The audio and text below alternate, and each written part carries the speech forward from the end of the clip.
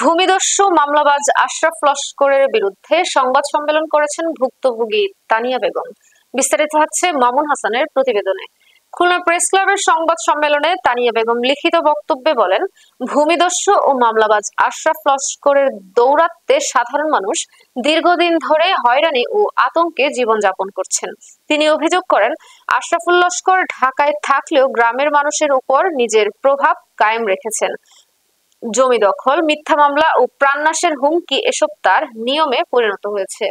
তিনি ও তার সহযোগীরা একটি সিন্ডিকেট গড়ে তুলেছেন, যা গ্রামের শান্তি শৃঙ্খলা বিনষ্ট করছে। তানিয়া বেগম আরো জানান, 25 সেপ্টেম্বর আশরাফ লস্করের ইন্ধনে আনন্দনগর গ্রামে সুবহান শেখ, আমিন শেখ ও রিবা বেগম লোহার রড ও লাঠিসোঁটা নিয়ে একটি হামলা চালায়। এতে কয়েকজন গুরুতর আহত হন। এ ঘটনায় গ্রামে আতঙ্ক ছড়িয়ে পড়ে এবং বহু পরিবার তাদের বসতভিটা ছেড়ে পালিয়ে যেতে বাধ্য হয়। তিনি আরো বলেন, আমরা ন্যায় বিচারের আশায় বহুবার এগিয়ে এসেছি, কথা বলেছি, প্রতিবাদ করেছি, কিন্তু প্রতিবারই অন্যায়ের শিকার হয়েছি। এখন আমরা চাই প্রশাসন দ্রুত হস্তক্ষেপ করে আমাদের ন্যায়সঙ্গত অধিকার নিশ্চিত করুক। সাংবাদিক বন্ধুরা, দীর্ঘ সময় ধরে আমাদের কথা শোনার জন্য আপনার প্রতি কৃতজ্ঞতা। এই মামলাটি হয়েছে, এখন যে মামলাটি আসছে রানী, এই মামলাটি হচ্ছে রূপা নামে ডাকাতি মামলা বলতে আসছি আমরা। কত তারিখে মামলা আছে?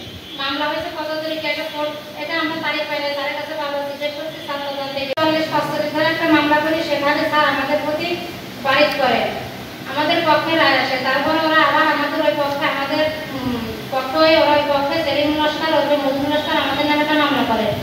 ওখানে আমরা অর্ডার পাই, আবার ওরা রিভিশন করেন, রিভিশনে আমরা দায়রা দস্খত অর্ডার পাই।